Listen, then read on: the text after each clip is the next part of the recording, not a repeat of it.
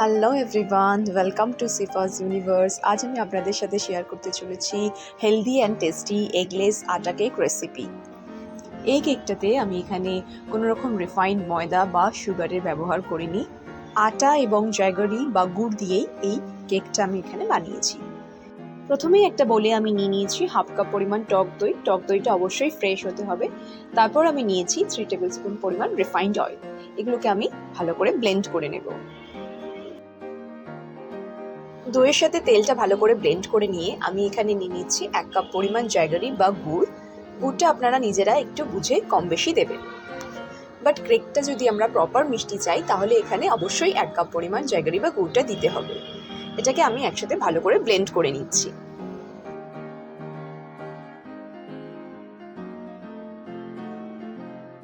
এরপর এখানে আমি অ্যাড করে নিচ্ছি 2 টেবিল স্পুন ব্ল্যাক রেজিন বা ব্ল্যাক কিসমিস আর নিচ্ছি 2 টেবিল স্পুন আমন্ড।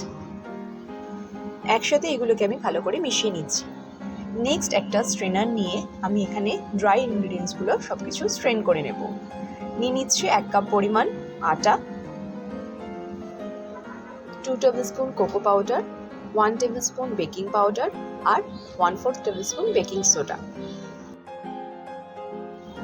খুব ভালো করে এগুলোকে আমি ছেঁকে নেব।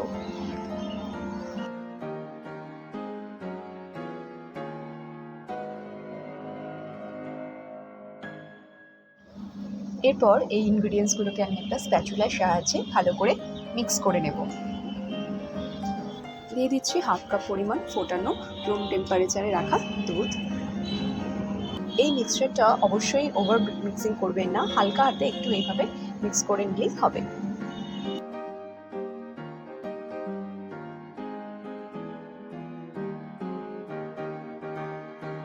আমি এখানে ভ্যানিলা এসেন্সের ব্যবহার করিনি।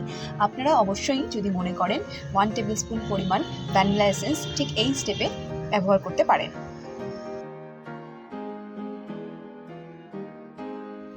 কেক মিক্সচারটা আমাদের এখানে রেডি হয়ে গেছে। এরপর আমি নিয়ে নিয়েছি একটা কেক মোল্ড।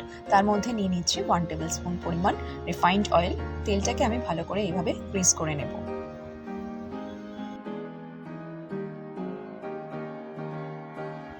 দিয়ে দিচ্ছি একটা বাটার পেপার।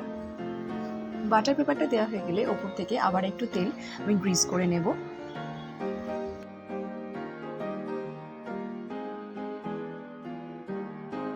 এরপর এই কেক মোল্ডের মধ্যে আমি সম্পূর্ণ কেকের ব্যাটারটা ঢেলে দেব।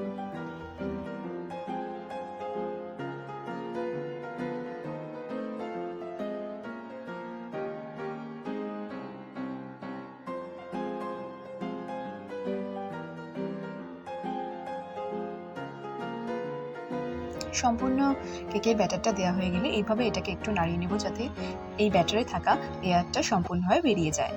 ওপর থেকে গার্নিশিংয়ের জন্য আমি এখানে দিয়ে দিচ্ছি কিছু ব্ল্যাক কিসমিস আর একটু আমন্ড।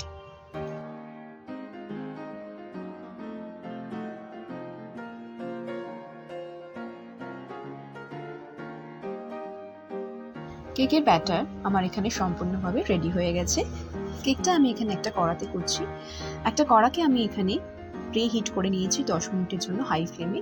এরপর একটা স্ট্যান্ড রেখে তারপর আমি এই ব্যাটারটা দিয়ে দেব। এরপর কড়ার লিডটা বন্ধ করে দিয়ে এবং গ্যাসের ফ্লেমটা অবশ্যই লো করে দিয়ে আমি এটাকে 40 থেকে 45 মিনিট মতন বেক করে নেব। আর আপনারা যারা মাইক্রোওভেনে কেকটা করবেন তারা 180 ডিগ্রি সেলসিয়াসে 30 থেকে 35 মিনিটের মতন সময় ধরে কেকটাকে বেক করে নেবেন। 45 মিনিটস পর গ্যাসের ফ্লেমটা অফ করে দিয়ে আরও 20 থেকে 25 মিনিট মতন আমি এটাকে কড়ার মধ্যেই রেখে দিয়েছিলাম। এরপর একটা টুথপিকের সাহায্যে আমি চেক করে নিচ্ছি কেকটা প্রপারলি বেক হয়েছে কিনা। কেকটা প্রপারলি বেক হয়েছে কারণ টুথপিকটা আমার পুরো ক্লিন। এরপর আমি কেকটাকে ডিমোল্ড করে নিচ্ছি।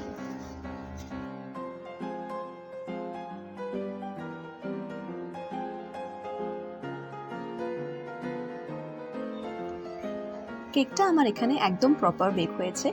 বাটার পেপারটাকে আমি কেকটা থেকে সরিয়ে দেব। আপনারা সকলে দেখতেই পেলেন কতটা ইজি ওয়েতে তৈরি হয়ে গেল আমাদের super delicious eggless atta cake.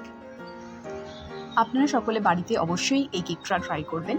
বন্ধুরা, আজকের মতো এখানে শেষ করছি। দেখা হবে অন্য আরেকদিন অন্য আরেক রেসিপি নিয়ে। ভিডিওটা যদি তোমাদের ভালো লেগে থাকে তাহলে প্লিজ একটা লাইক, শেয়ার অ্যান্ড সাবস্ক্রাইব করে দিও। And don't forget to spread love and happiness. Thank you.